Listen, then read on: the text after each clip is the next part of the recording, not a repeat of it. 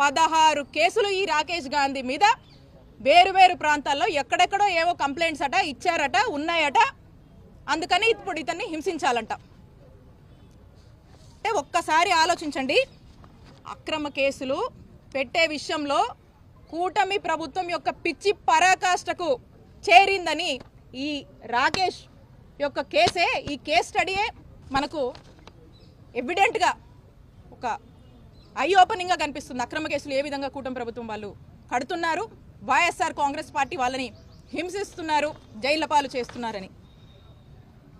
అయితే దీనికి సంబంధించి మనం చూస్తే ఒక్క ఆధారం కూడా, వీళ్ళు పెట్టినటువంటి ఎక్స్ట్రాక్షన్ కేసుకి ఒక్క ఆధారం కూడా లేకుండా ఎమ్మెల్యే డైరెక్షన్స్ మీదగా ఎమ్మెల్యే రాకేష్ గాంధీ నా టార్గెట్ ఏం చేస్తావో నాన్ బెయిలబుల్ సెక్షన్స్ పెట్టి తీసుకొచ్చి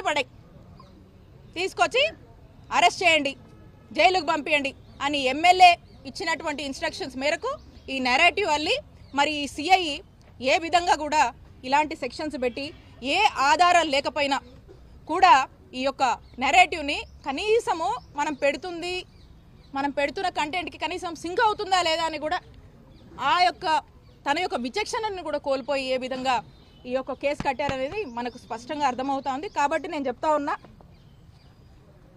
స్పష్టంగా, ఇలా ఎమ్మెల్యే చెప్పాడనో ఇంకెవరో చెప్పారనో వాళ్ళ యొక్క టార్గెట్స్ కోసము ఇక్కడున్నటువంటి పోలీసులు అత్యుత్సాహం చూపించి మీరు గనక ఈ విధంగానే వాళ్ళు చెప్పారు వాళ్ళ మెప్పుల కోసం మీ ఉద్యోగాల కోసము ఈ విధంగా గనక మీరు ఈ విధంగా చేస్తున్నారు, మీరు చేశారు. ఇప్పుడు ఈరోజు చెప్పిందే విత్ ఎవిడెన్స్ ఇవన్నీ కూడా మేము కోర్టుకు సబ్మిట్ చేశాము. ఖచ్చితంగా దీని మీద పెద్ద ఎత్తున న్యాయ పోరాటం చేస్తాము. ఖచ్చితంగా ఈ అత్యుత్సాహం చూపించి వాళ్ళ యొక్క మెప్పులు పొంది ఏ విధంగా వాళ్ళ యొక్క రూల్స్ అన్నీ కూడా మర్చిపోయి పోలీసులు వ్యవహరిస్తున్నారో ఖచ్చితంగా మిమ్మల్ని న్యాయస్థానం ముందు ఏదో రోజు నిలబెడతాము. ఖచ్చితంగా చట్టం ముందు మీరు నిలబడి సమాధానం చెప్పుకునేటువంటి రోజు మీకు వస్తుంది. అదే మీకు గుణపాఠం అని తెలియజేస్తున్నాను. అలాగే పోలీసులకు హెచ్చరిస్తున్నాను, మీరు ఇప్పుడు చేస్తున్నటువంటి, అంటే ఇది మాకు బాధ అనిపిస్తుంది, మాకు పోలీసుల మీద ఇన్స్టిట్యూషన్స్ మీద చాలా రెస్పెక్ట్ ఉంది.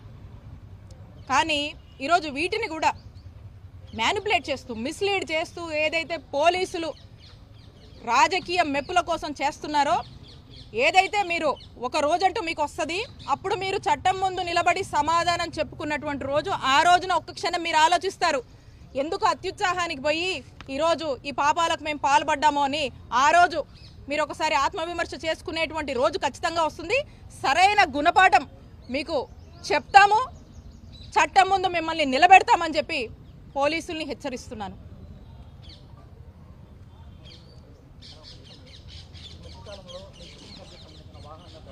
ఎస్, దాని మీద కంప్లైంట్ ఇవ్వడం జరిగింది, మీరు చూస్తూ ఉన్నారు. ఇదే కాదు, టోటల్గా నా మీద మా కుటుంబ సభ్యుల మీద ఏ విధంగా వరుసపెట్టి ఈ కూటమి ప్రభుత్వం ఏర్పడ్డాక ఏ విధంగా వాళ్ళు టార్గెట్ చేస్తూ ముందుకు వెళ్తున్నారో మీరు చూస్తూ ఉన్నారు. సో నేను స్వయంగా ఒక కంప్లైంట్ ఇచ్చాను డీజీపీ గారికి, ఇక్కడ ఉన్నటువంటి అందరికీ.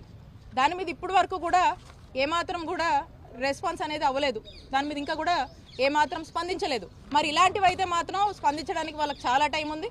సో కాబట్టి ఖచ్చితంగా న్యాయ పోరాటం చేస్తాము. డే విల్ కమ్, డెఫినెట్గా they all will be answerable. Thank you.